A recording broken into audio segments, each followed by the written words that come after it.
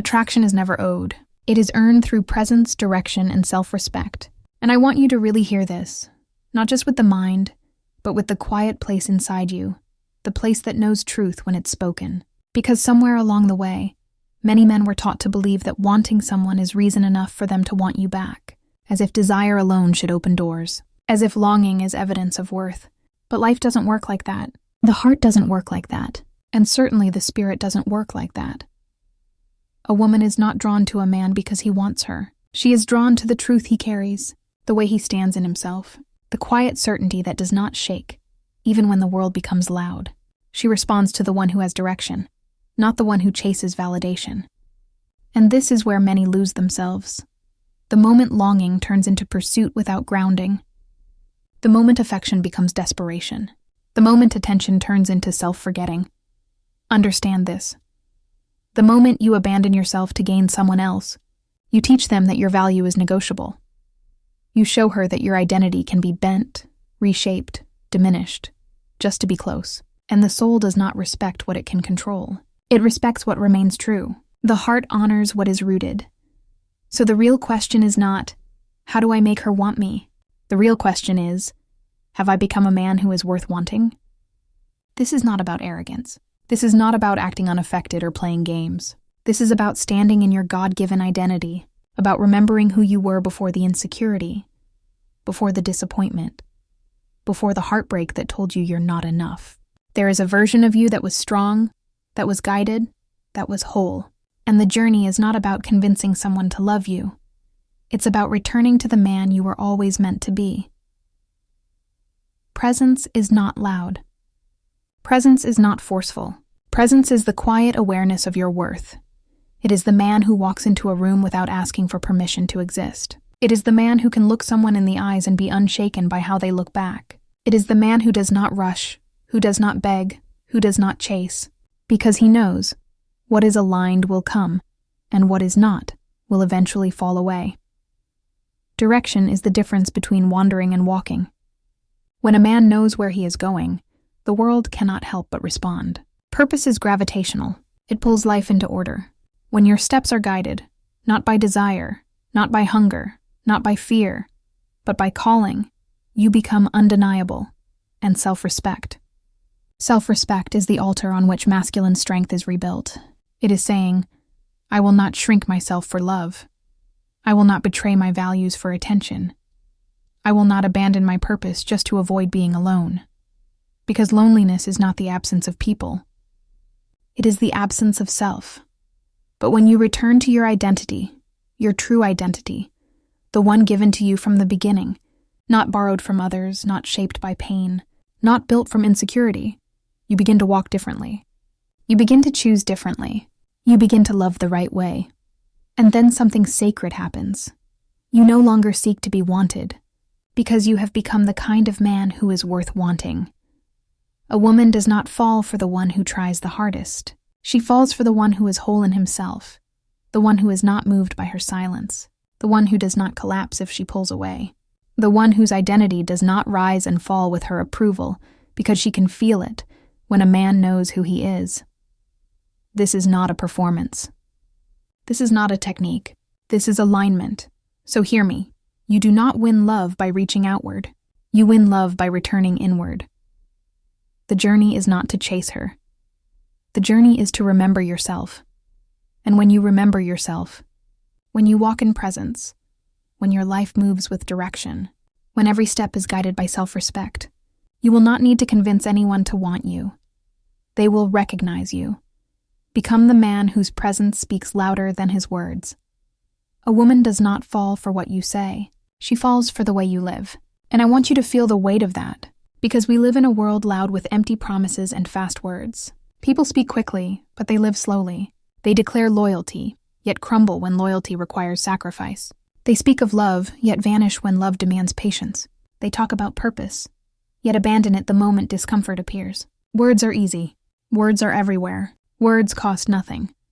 But a life, your decisions, your habits, your discipline, your reactions when you are unseen, these are the true language of the soul. What she responds to is not performance, but essence. Not the script you recite, but the truth you embody. Not the mask, but the foundation beneath it. There is a quiet knowing in the heart. A woman can sense when a man's character is rooted in something deeper than emotion. She can feel when his spirit has been tried and matured. She recognizes when he stands not from arrogance, but from alignment. She feels when his strength is not domination, but direction. She sees when his peace is not avoidance, but mastery over himself. But she also feels when the words are hollow. She senses when your voice carries no weight, because your choices betray your declarations. She knows when you speak of responsibility, yet live in distraction. When you claim patience, yet are led by impulse. When you speak of honor, but negotiate your integrity when no one is watching. This is why your life must match your speech. A man's character is not proven in grand gestures. It is proven in the small, consistent, unglamorous decisions that shape his soul. The unseen work, the inner work, the quiet work, the choices you make when no one is clapping, no one is praising, no one is affirming you. The nights when your spirit is tired, and the world offers the easy way out. The moments when you could cut corners, break the promise, betray your word, and no one would know. But you would know. Because your life is a mirror reflecting your spirit back to you. And whether you realize it or not, every action is forming you. Every choice is shaping you. Every yes and every no is building the man you are becoming.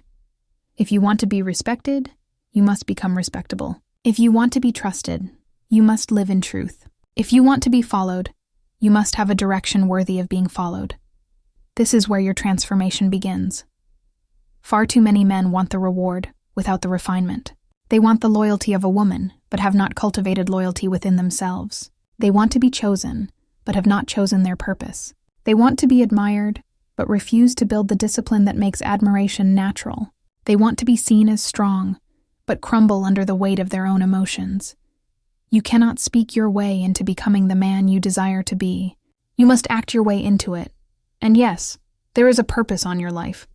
Yes, there is a calling that whispers to you in the quiet moments. Yes, there is something you are meant to carry, to build, to embody, that no one else can replace. But calling without discipline becomes fantasy. Purpose without structure becomes frustration. Vision without action becomes regret. You are being shaped. You are being invited higher. You are being pulled into alignment, not through eloquence, but through decision. So let your life speak louder than your words. Let your patience reveal your strength. Let your consistency reveal your depth. Let your restraint reveal your mastery. Let your devotion reveal your truth. Because when a woman sees a man whose life is anchored, she recognizes that anchor in her soul, not because he convinced her, not because he persuaded her, but because his life cannot be ignored. Become the man whose actions are undeniable, whose presence is steady, whose heart is led by truth rather than emotion. Become the man whose life is his message. And when your life speaks, she will listen. Desire is not created by pursuit. It is created by mystery, by boundaries, and by discipline. And to understand this, you must first understand how the human soul recognizes value, not through words, not through promises, but through distance and restraint. What is easily accessed is easily forgotten. What is constantly available is rarely treasured. The heart is drawn to what stands with quiet certainty, not what chases with frantic urgency. When you give yourself away too quickly, your time, your energy, your presence, your attention, you teach others that your life has no gate, no guard, no reverence, and the soul cannot respect what has no boundary. A boundary is not a wall. It is not coldness. It is not indifference. A boundary is a declaration.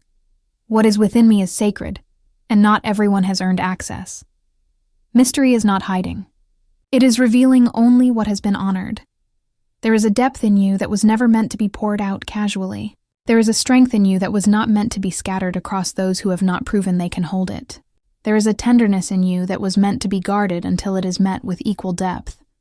But many of us were taught the opposite.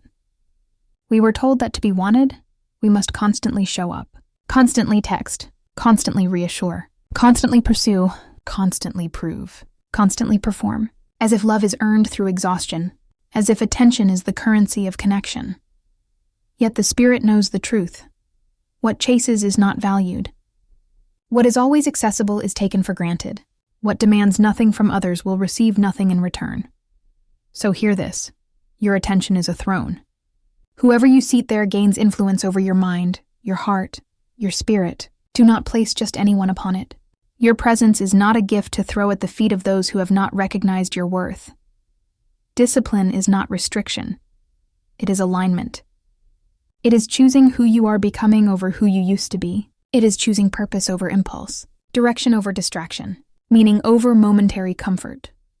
There is a version of you waiting on the other side of restraint, a stronger one, a clearer one, a wiser one.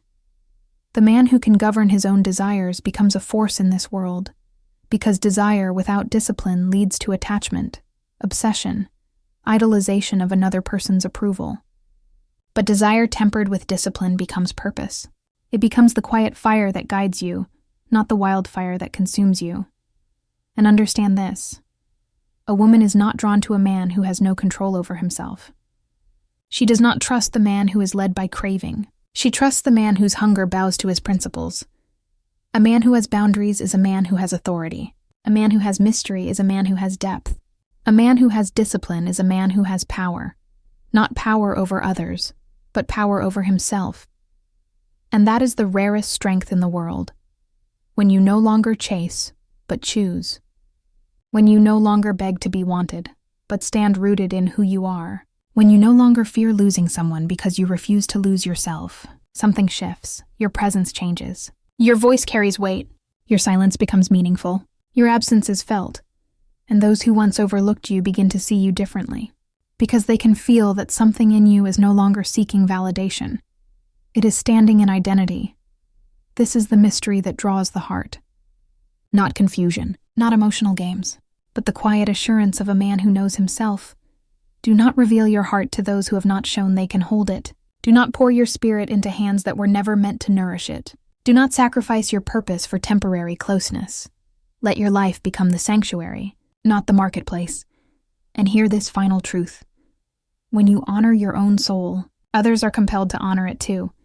If she is not choosing you, do not try harder. Become someone she cannot ignore. And I say this with the weight of truth. Not bitterness, not pride, not ego, but revelation. Because your life is not meant to be spent chasing what was never meant to be held. The heart knows where it belongs. The soul knows what it is drawn to. And when something is aligned, it will not need to be forced. When something is ordained, it will not require you to beg.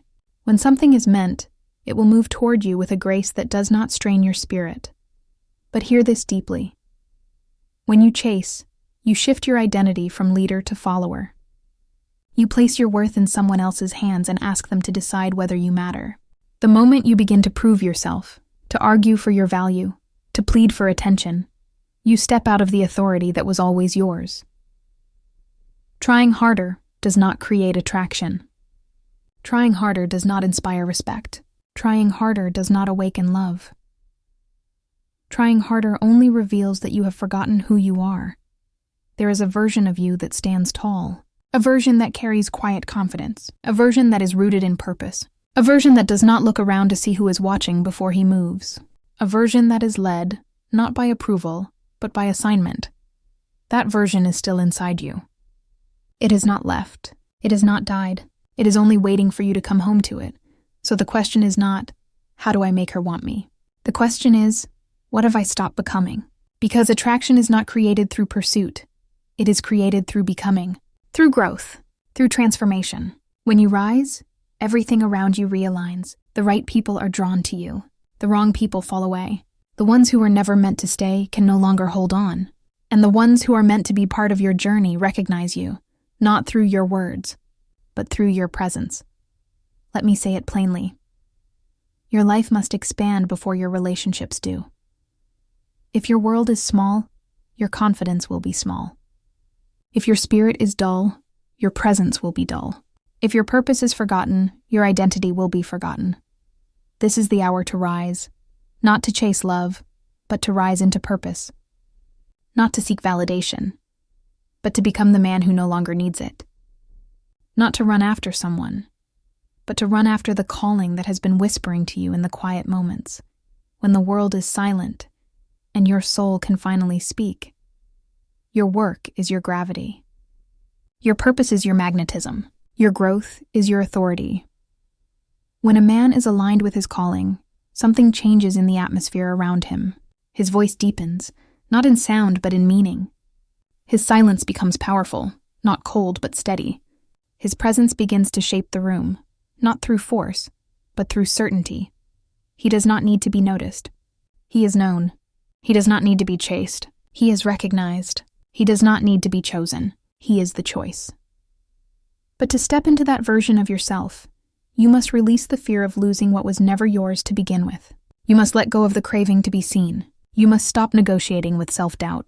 And you must return to the altar of discipline, the altar of growth, the altar of purpose. Because becoming is not passive. Becoming is not comfortable. Becoming requires separation, silence, rebuilding, refinement. Becoming requires that you step back from the places where your spirit is shrinking and step into the spaces where your soul can finally breathe. Do not chase her. Chase the man you were born to become. And when you become him, when you stand in that quiet, grounded, undeniable presence, you will not need to convince anyone of your worth. They will feel it. Become the man whose existence is an answer, not a question. Love is not about possession. It is about alignment. This is where the mind quiets and the heart hears truth. Because so many have tried to hold love like water in their fists, gripping tighter, pushing harder, begging, pleading, sacrificing themselves in the name of connection. And in the end, the more they held, the more it slipped away. Not because they were unworthy, not because they were lacking, but because love cannot be forced. Love must recognize itself. You cannot make someone feel what their spirit has not awakened to. You cannot drag someone into depth if they are still living on the surface. You cannot convince someone to value you when they have not yet learned to value themselves. So the journey is not about securing love. It is about becoming aligned with love. Alignment is when who you are, what you say and how you live all move in the same direction. Alignment is peace. Alignment is clarity. Alignment is the soul standing fully upright. When a relationship is aligned, it does not drain you. It strengthens you. It does not confuse you. It clarifies you. It does not break you to keep you. It stretches you so you can become more. But when a relationship is misaligned, no amount of effort can make it right. You cannot heal someone who does not want to grow. You cannot guide someone who loves their wounds more than their healing. You cannot build a future with someone still battling the ghosts of their past. And you must understand this. Not with the mind, but with the spirit. Your heart was never designed to carry another person's unfinished battles. There is a season for compassion. There is a season for patience. There is a season for standing beside someone in struggle. But there is also a moment where your spirit whispers, "This is not your fight." Love is not measured by how much you lose. Love is measured by how much truth remains intact as you love. To love someone while abandoning yourself is not love. It is spiritual starvation. To stay where your soul is shrinking is not loyalty. It is self-betrayal. You were not created to chase someone who keeps walking away. You were not created to prove your worth to someone who refuses to see it. You were not created to pour endlessly into someone who has sealed their heart shut. If they do not choose you, your loss is not rejection. It is redirection. Your heart is being redirected toward alignment, toward the path where love is mutual, where effort is shared, where honesty is natural, where respect is instinctive, where intimacy is not demanded. It is simply present. And this is the part that breaks and heals you at the same time. You do not find love by searching for someone. You find love by returning to yourself. Return to your purpose. Return to your identity.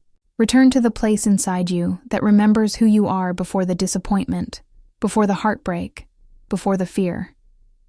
Because the truth is this: when you are whole, love becomes a choice, not a need. And when love is a choice, not a need, you love from strength. You love from abundance. You love from clarity. You love without losing yourself. Wholeness is the foundation of love, not perfection, not performance, not pretend strength, but the courage to stand fully in your spirit and say, "I will not shrink for love. I will not break myself to fit into someone's hands. I will not silence my calling just to be held for a moment." This is where love begins, not in the eyes of another, but in the recognition of your own soul. And when you stand in that, truly stand in it, the right love will not resist you. The right love will rise to meet you. The right love will recognize you, not because you chased it, but because you became it. So hear this one final truth. Do not seek love. Become someone love cannot pass by.